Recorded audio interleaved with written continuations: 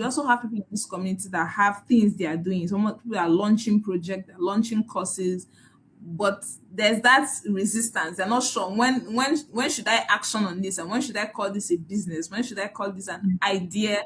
Because it will demand my time, my energy, my effort. When does it leave an idea? When did Skills Bridge do that for you? Okay, so thank you so much. Personally, right, I would say that like I said, Skills Bridge began when I was in school, right? Preferably, I would say that in 400 stroke 500 level, that was exactly when Skills Bridge began, right? Now, Skills Bridge started as a one-off project. At the time, it was not even called Skills Bridge, right? It was just something that I wanted to do to make an income. I'm not even going to lie. I'm just going to be as honest and vulnerable as possible. Okay. All right. So yeah, Skills Bridge actually began because I wanted to, it was a one-off project I wanted to do. So it wasn't like, okay, I just sat down and planned the business in my head. Nah, do you get? So we started the project. Now it was just one class that we said, okay, let's just teach this particular skill because, like I said, I had skills, right? So let's just teach this particular skill, and then we call it. We just wanted to make money because I mean, it was when 500 level at the time, so final year. So that was when Skills Reach started. But do you know that I had a goal? And I said that, oh, this goal was 5,000 people. And funnily enough, I just said it. I said it for fun. It wasn't like I meant it. I didn't mean it. I just said it, right? And in my head, I'm like, you're not okay because people just be laughing at you. Do you understand? So, but funnily enough, as funny as it sounds, do you know that we got 9,000 people in that first class? I'm not even joking. People kept referring their friends to come learn. And when we saw the turn up at first, okay, I was like, okay, okay, okay.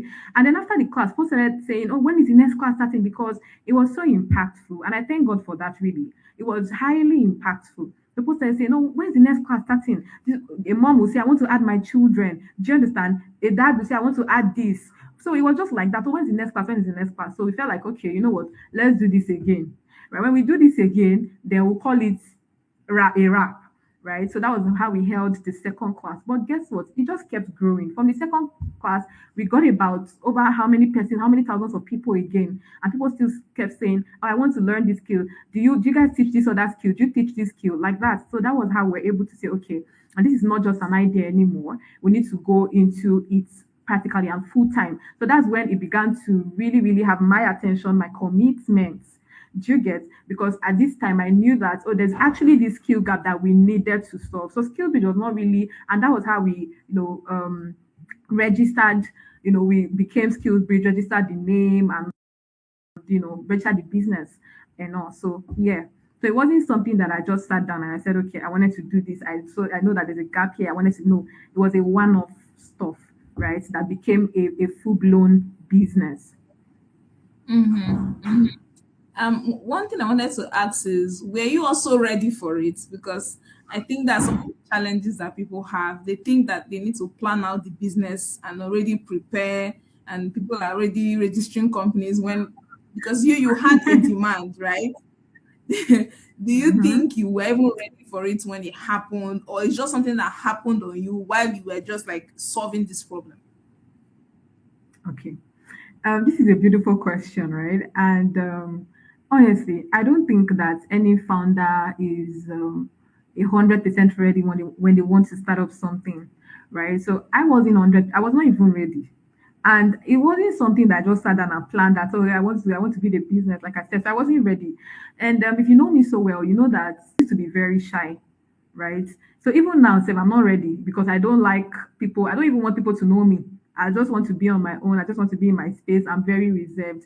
So my personality online is actually different from my personality when you see me offline, right? And people don't understand that. They feel like, oh, because I talk online, they feel like, oh, she's a very, she's this, she's that. But I'm not actually. So when you see me offline, you are a bit shocked because I'm not speaking and I'm just on my own and I'm seated and you want me to speak, right? So yeah, I said that to say that I wasn't ready and I am still not ready.